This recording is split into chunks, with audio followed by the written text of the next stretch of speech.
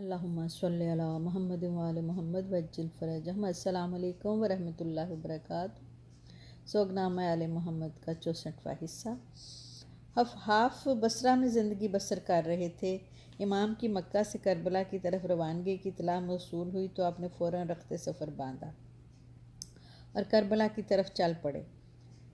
لیکن جب وہ کربلا کے ویرانے میں پہنچے تو آفتاب غروب ہو چکا تھا اور شام غریبہ شروع ہو چکی تھی۔ امام اور آپ کے باوفا صحاب خون کی ندیوں میں نہا چکے تھے۔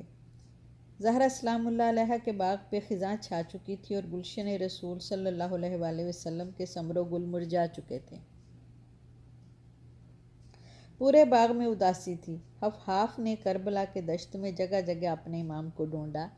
ان کی نگاہ عمر سعد ملعون کے لشکر پر پڑی تو وہ ان کے پاس آئے اور کہا کہ تم میں سے کسی نے میرے امام کو دیکھا ہے؟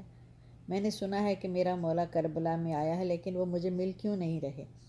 یزیدی خونخوار بھیڑیوں کی آنکھوں میں خون اتر آیا۔ وہ پوچھنے لگے تم کون ہو؟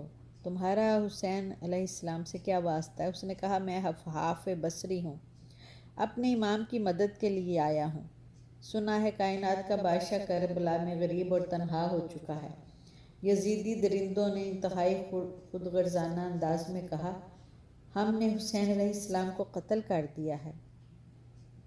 حسین علیہ السلام ہی نہیں بلکہ ان کے اصحاب و احباب و رشتہ داروں کو بھی قتل کر دیا ہے۔ عورتوں، بچوں اور بیمار کربلا کے علاوہ سب کو ختم کر دیا ہے۔ ان کا کچھ نہیں بچا۔ کیا تو دیکھ نہیں رہا ہمارے خیموں میں خوشی و مسرت کے شادیانے بجائے جا رہے ہیں؟ جو کچھ حسینی خیموں میں تھا وہ ہم سب لوٹ چکے ہیں۔ حفحاف سے شہدائے کربلا کے قتل و غارت خیموں کو لوٹنے اور شہزادیوں سے توہین آمیز سلوک سنا نہ گیا۔ وہ فرتے غم سے کانپ رہا تھا۔ اس نے اسی لمحے اپنی تلوار نیام سے نکالی اور رجز پڑھتے ہوئے شیر کی مانند عمر سعد ملعون کے لشکر پر جھپٹ پڑے۔ جو بھی سامنے آئے اس کو واصل جہنم کیا۔ اس نے آنن فانن ایک جماعت کو قتل کیا اور کئی زخمی کیے۔ نہایت بہادری سے لڑ کر عباسو علیہ السلام اور اکبر علیہ السلام کی جنگ کی یاد تازہ کر دی۔ یزیدی فوج میں کھلبلی مچ گئی۔ عمر سعد ملعون اس عجیب و غریب جہاد کو دیکھ کر سٹپٹا گیا۔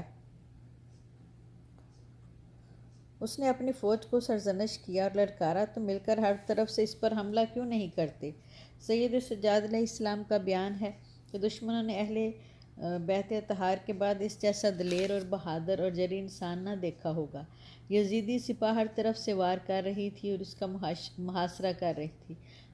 دشمن کے 15 افراد نے اس کا محاصرہ کیا، اس کے گھوڑے کو زمین پر لٹا دیا۔ حسین علیہ السلام کے اس چیالے پر ہر طرف سے حملے ہونے لگے اور وہ شہادت کے بلند مرتبے پر فائز ہو گئے۔